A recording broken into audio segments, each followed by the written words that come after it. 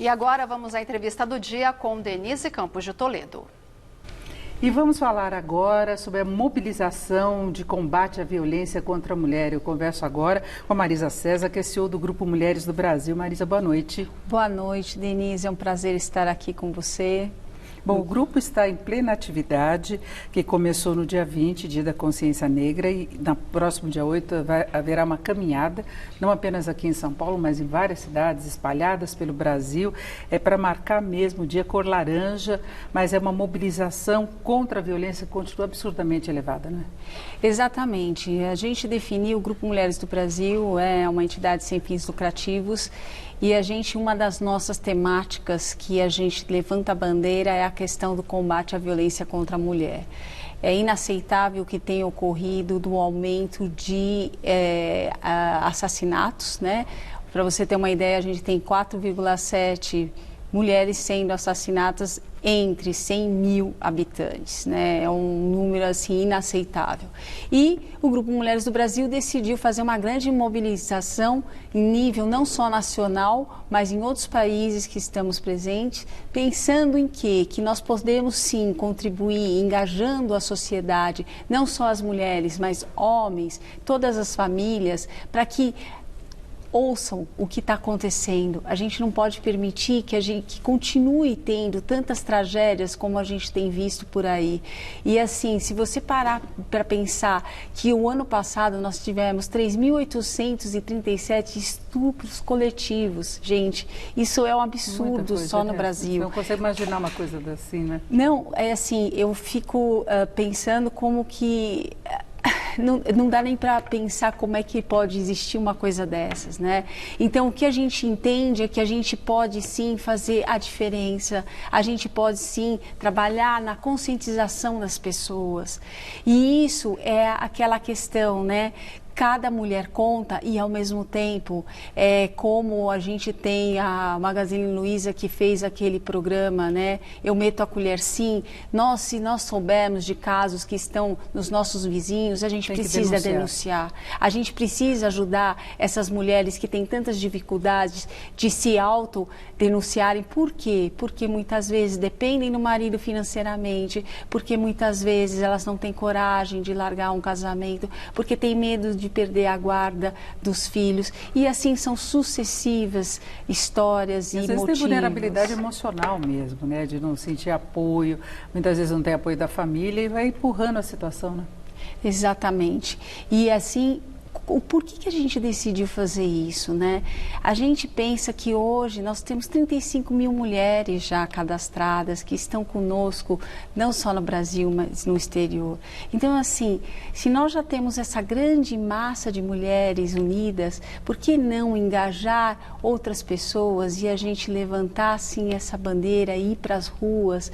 Nós estamos no período de ativismo, como você falou, né? São 21 dias, no Brasil começou dia 20 e vai até o dia 10, e nesse período a gente faz várias ações de reflexão, desde palestras, desde painéis, e a gente entende que a gente fazendo isso, a gente está dando um grito, como se fosse um grito de liberdade.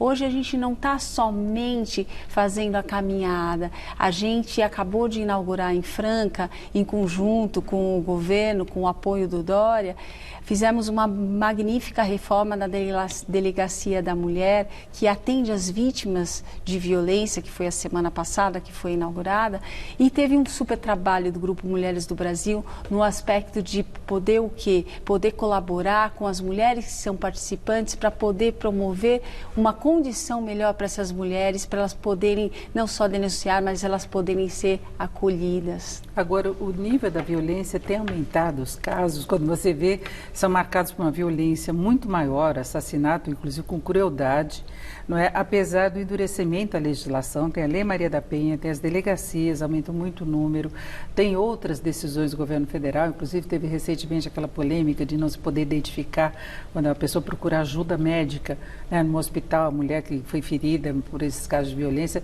exatamente para que ela não tenha receio, né, de uma represália depois, algum problema, porque tem que se lidar com muito cuidado. Agora, chama a atenção exatamente isso, porque há uma atenção maior da sociedade quanto à violência e isso não impede que a violência continue acontecendo.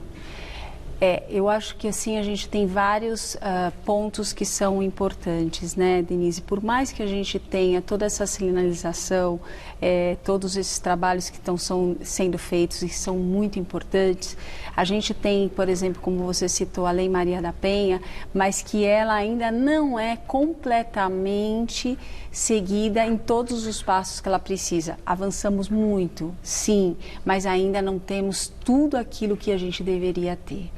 Outro ponto, eu acho que a gente tem um aumento sim, mas eu percebo também que as mulheres estão se sentindo mais encorajadas, até por todos os programas que estão se fortalecendo e se unindo, para que isso faça com que essas mulheres elas tenham força, voz e tomem a coragem de denunciar.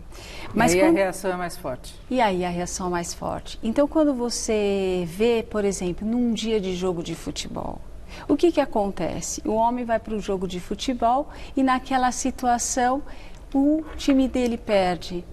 O que ele faz? Ele sai para beber e automaticamente ele vai chegar e descontar na mulher em casa. É assim, é confirmado que os números aumentam radicalmente em jogos, nos clássicos, nesses famosos clássicos que nós temos, quando um Corinthians perde, quando um Flamengo perde, e é assim, é um absurdo, mas é a realidade que a gente tem, né? Agora, falta acolhimento de fato em relação à legislação, à proteção da mulher. Eu já vi casos, por exemplo, de a pessoa não saber, porque quando você tem que ser afastada e tem que mudar, por exemplo, uma casa de acolhimento, você rompe com a tua vida. Você tem que tirar teus filhos de casa, você tem que ficar em um lugar que não é tão confortável como você poderia ter na casa. A decisão é difícil, principalmente quando tem filhos, né? Exatamente, porque o que acontece? Ela se sente, de certa forma, ameaçada. Então é a ameaça de perder o círculo de acolhimento que ela tem, independente de ser bom ou ruim. Nós não vamos fazer essa análise aqui, mas você imagina que você tem que sair para uma outra cidade ou para muitas vezes não adianta ser um bairro, né? Precisa ser realmente outra cidade. Ou ficar escondida Ou mesmo, ficar né? escondida. Quem que aguenta viver escondida e por quanto tempo? Ao mesmo tempo, você tem a questão dos filhos. A mulher tomar a decisão de sair de casa e abandonar os filhos, não é o caminho. Então, muitas vezes ela tem que ir com os filhos, ela quer ir com os filhos. Então, por isso até que essas delegacias, a gente já tem delegacias onde a gente tem o que a gente chama do abrigo, que é aquele acolhimento por cerca de 48 horas até determinar para onde é que essa mulher vai poder ir com os filhos e dando a guarda provisória para essas crianças, para ela. Porque, afinal de contas, ela também pode ser acusada por um outro lado, porque até você provar, toda a história tem uma controvérsia, né? Por isso que a gente recomenda sim, sofreu uma violência, precisa sim ir fazer o exame de corpo de delito, né, que é feito, não pode esquecer que isso se faz necessário, não só como a comprovação do que o fato ocorreu, mas até para preservá-la. E o que você falou está correto, essa questão de não ter a necessidade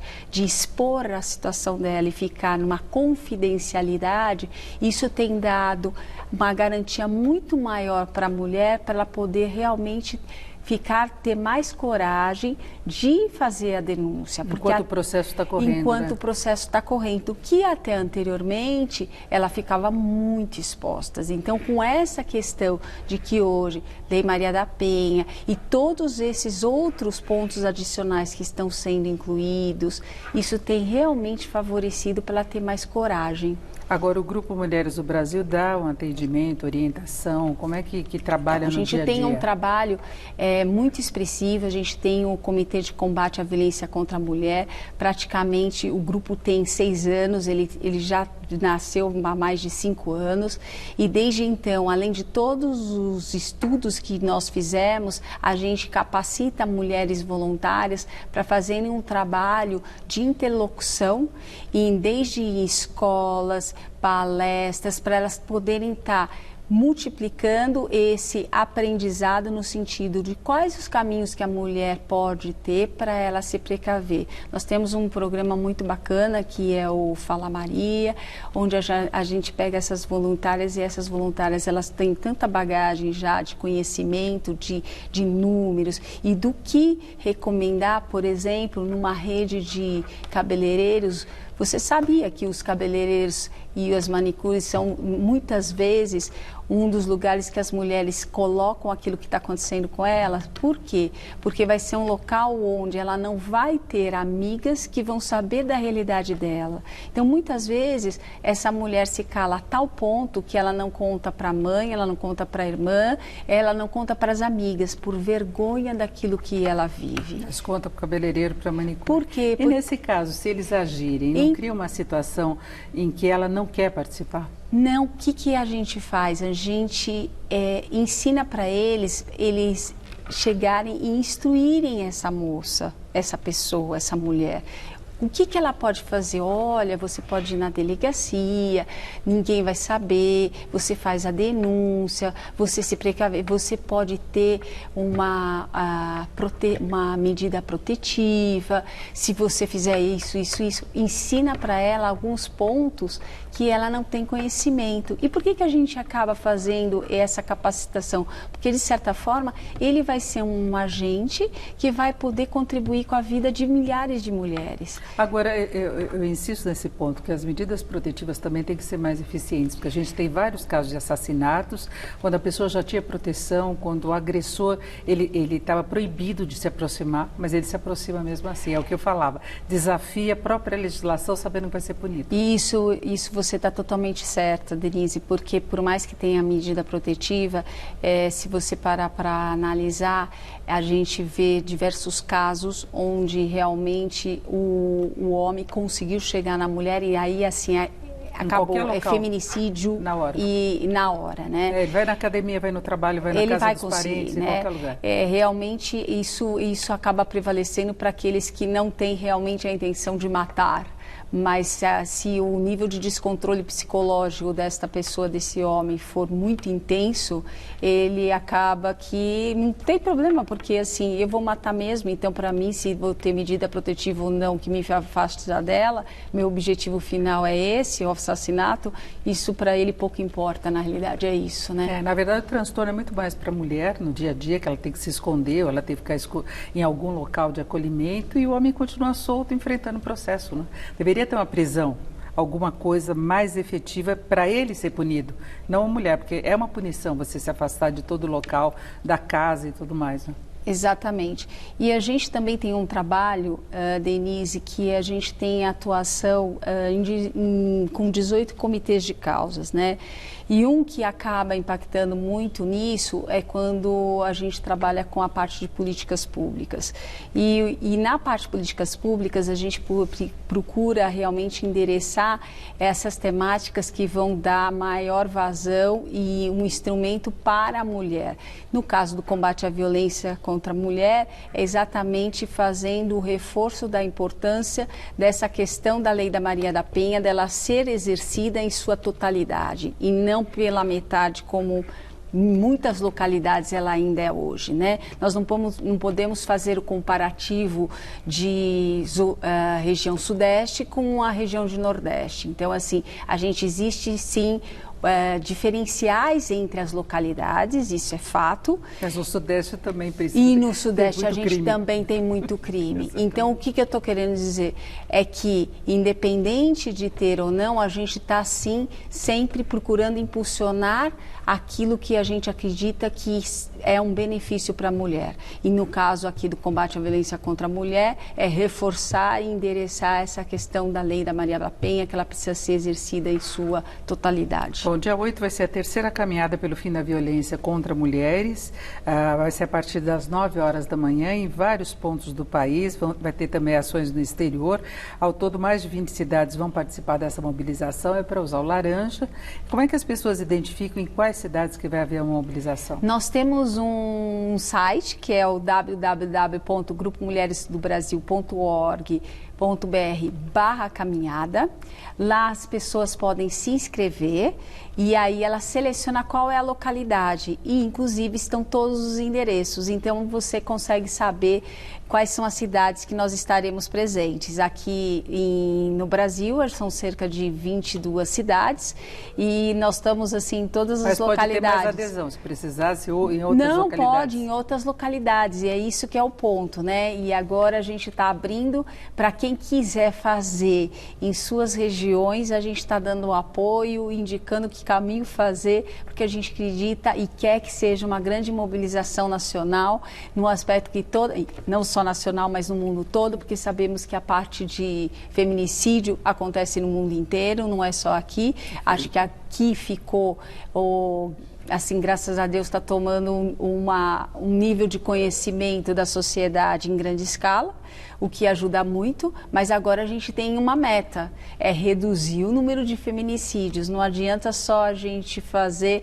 mobilizações, a gente quer a mobilização, resultado mas a gente quer impactar, né, no resultado efetivo. Eu conversei aqui com a Marisa César, que é CEO do Grupo Mulheres do Brasil. Muito obrigada, Marisa. Obrigada, Denise, foi um prazer. Uma boa noite com vocês.